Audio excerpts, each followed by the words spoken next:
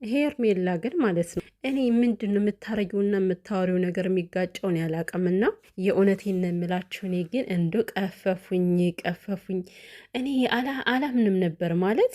በእርግጥ እንደዚህ አይነት ነገር እኮ ማድረጋቸው የማይቀር ነገር ነው። ለምን አንደኛ ቀለበት አድርገዋል፣ ብቻ ብዙ ነገሮች ተፈጥረዋልና ግን ደግሞ እኔ በዚህ ፍጥነት አብርሃም እንዲጠቀጠቅ ኧረ ጠቅጠቅ ያደርጋል ብዬ እኔ ያላመንኩት ጭራሽ ነው።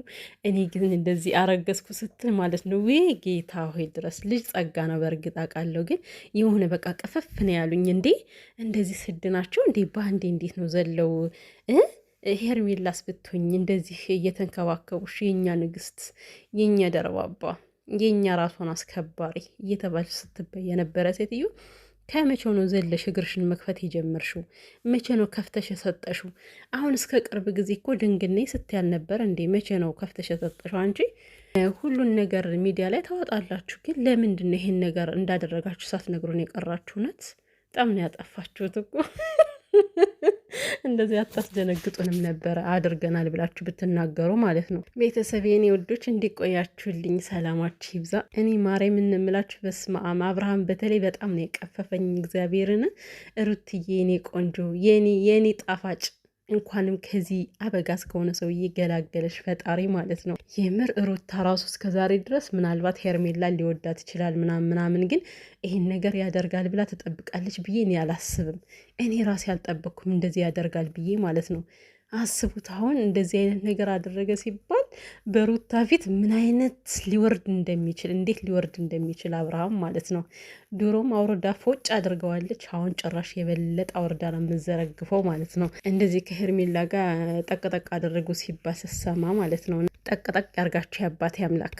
እኛ እኮ ለዚህ እኮ ነው ዝሙት ተስፋፋ፣ ዝሙት መስፋፋት የለበትም ስንል ዝሙት ደጋፊዎች ትንጫጫላችሁ። ያንጫጫችሁና ይሄው እንግዲህ እናንተ ሄርሜላ ማለት ነው እግሯን እንደዚህ በርገድ አድርጋ ለአብርሃም ሰጠችው። ከዛ ለእኛ እንኳን ብር አምባር ተሰበረሉ አላሉንም ማለት ነው።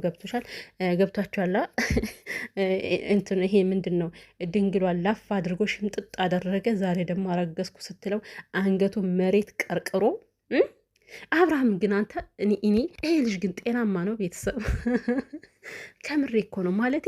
የሆነ ነገር ሲባል ለምንድን ነው አንገቱን የሚደፋው? በራሱ ነገር ነው የመጣው። አንተ እኮ ነው ጠቅጠቅ ያረካት አይደል? እንዲ ያረገዝኩ ስትል ምንድን ነው አንገትን የሚያስደፋ? የራስ ልጅ አይደለ? ልጅ ወዳለው ቅጥርሴ ትሌለ እንዴ? ታዲያ ልጅ ሲመጣለ እንዴት ነው አንገትን ልደፋ የቻልከው? ወይም ከእሷ ላይ ደግሞ ቼቼ ብለህ እንደፈለገ በልተ ማለት ነው ዳቦ በልተ ከዛ ስጠግብ ቻው ለማለት ፈልገ ነበረ። ሄርሜላ ያሃት አይደለ? አንተ እንደምታሰባት ይዋ ገራገር ትላታለህ አንተ ነፈዝ። እሷ ግን ማለት ነው ልንገርህ፣ አንተ እንደምታወራላት አይደለም። በጣም ምስጥና ኃይለኛ መሰሪ ሰው ነች። አሁን ሄርሜላ ደግሞ አንቺ እግርሽን የከፈትሽ ቀን እንደዚህ አይነት ነገር እንደሚፈጠር በደንብ ታውቂያለሽ። ስለዚህ አሁን ምንድን ነው የምታስመስይው? ግን አንቺ ልጅ ለምን ታስመስያለሽ በዚህን ያክል? ለምሳሌ እኔ ግራ የገባኝ ነገር ቤተሰብ ማርያምን በጣም ግራ የገባኝ ነገር ነው ማለት አብርሃም ማለት እንግዲህ ልጁን ክዶ ወደ እሷ የሄደ ከእሷ ጋር ለመሆን ነው አደለ? ቀለበት ያደረገላት የቃቃ ጨዋታ ነው። ቀለበት ካደረገላት ሰው እወደዋለሁ አፈቅረዋለሁ ከምትለው ሰው ምንም እንኳን የሰውን ትዳር አፍርሳ ብትወስደውም እወደዋለሁ አፈቅረዋለሁ ባሌ ነው ብላ ከምታስበው ሰው ነው አደለ ያረገዘችው። በዚህን ያክል ታዲያ አንድ ሳምንት ሊያስጠፋሽ የሚችል ነገር ምን ተፈጥሮብሽ ነው? ምን ሆነሽ ምን ፈልገሽ ነው የጠፋሽው? አንቺ በመጥፋት ስንት ሰው እንደተሰቃየ አታውቂም እንዴ? እንዲያውም አንቺ ዘብጥያ ነው መውረድ ያለብሽ። ከዚህ ጋር አትቅለስለሽ ሄርሜላ፣ የምሬን ነው። አንቺም ከጓደኞች ከጥርቅሞች ጋር ተሰብስበሽ ዘብጥያ ተወርዳላችሁ። አንቺም አቤልም ማለት ነው። ሲጀመር ያረገሹ ከአብርሃም አይመስለኝም። እንዲያው እውነት አርግዘሽ ከሆነ ያረገሹ ከአቤል ነው። አብርሃም ማቀፍ ሲገባው አብርሃም አንቺን የሆነ ጥሩ ፊት ማሳየት ሲገባው፣ በተቃራኒ ግን አቤል ነው ሲያሽለጠልጥሽና ሲያቅፍሽ የነበረ። ለምንድነው አብርሃም ያላቀፈሽ? ለምንድነው አብርሃም ቀና ብሎ ማየት አንቺን የፈራው እንዴ? ጉድ እኮ ነው ይሄ። አቤል የሚባል ሰውዬ ግን የማይገባበት የለም እንዴ?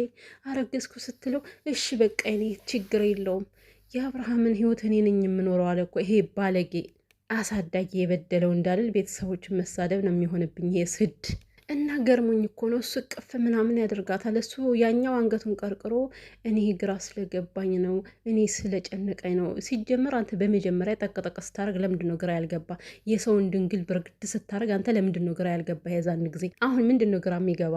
እና ሄርሜላ ተብዬዋ ማለት ነው ዝም ብለሽ ከዚህ ጋር ባትሽልጠለጭ የተሻለ ነው። ምክንያቱም አንተ ይህኔ እንዴት ማድረግ እንዳለብኝ ግራ ስለገባኝ ነው የምትይው። አፈቅርሻለሁ ወድሻለሁ ብሎ መጥቶልሻል። አንቺም እንደመጣ ልብሽ አርፏል። ቀለበት አድርጎልሻል አይደለ? በምን ምክንያት ነው ወደ አንቺ ልትወስጁ የምትችይው? የት ሂዶብሽ ነው?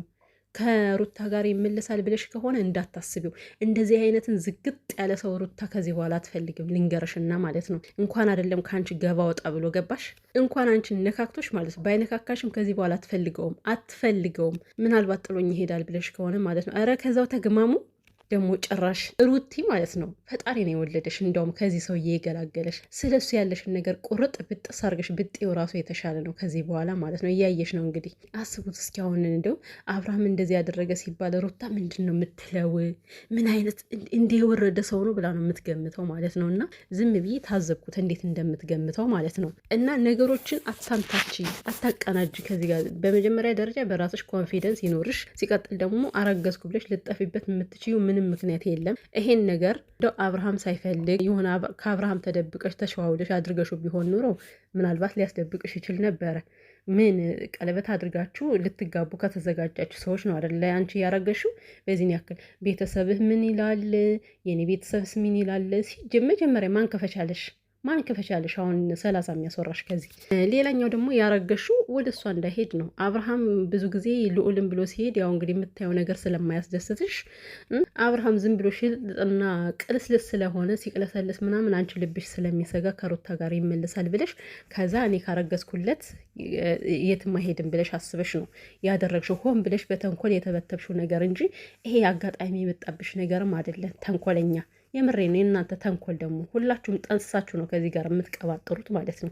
ምናልባት አብርሃም ከዚህ ነገር የሌለበት ሊሆን ይችላል። እናንተ ግን በደንብ ታውቃላችሁ። እቺ ማርታ የምትባል ዝርጥጥ ጋንድያ ቀደም ትላለች ማለት ነው። እና ስለዚህ በተለይ ይሄ ቀንዳም አቤል የተባለ የእሱ ሴራ ነው ሁሉም ነገር ማለት ነው።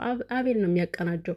አብርሃም የፈለገ ነገር ቢሆን ምንድን ነው የምትሉት? አሁን አብርሃም እኮ ወደ ሩታ መቼም አልመለስም ብሏል ትላላችሁ። የአንደበቱን ለምን ታያላችሁ? የልቡን ታውቃላችሁ? አብርሃም ከካሜራ ጀርባ የሚሆነውን ታውቃላችሁ? አታውቁም። አብርሃም ማለት በጣም አስመሳይ ነው ልንገራችሁ። ከካሜራ ጀርባ ለእናንተ ሩታን ለማስጠላት ሩታን የሆነ ገለመሌ ምናምን ለማለት ይሞክራል። ካሜራ ላይ ደግሞ ማለት ከካሜራ ጀርባ ደግሞ ከሩታ ላይ ያለው ፊት ሌላ ነው ልንገራችሁ። ሁለት አይነት ፊት ነው ያለው። ገባችሁ አይደለም? ስለዚህ ሰው የሚናገረውን ብቻ አትያዙ።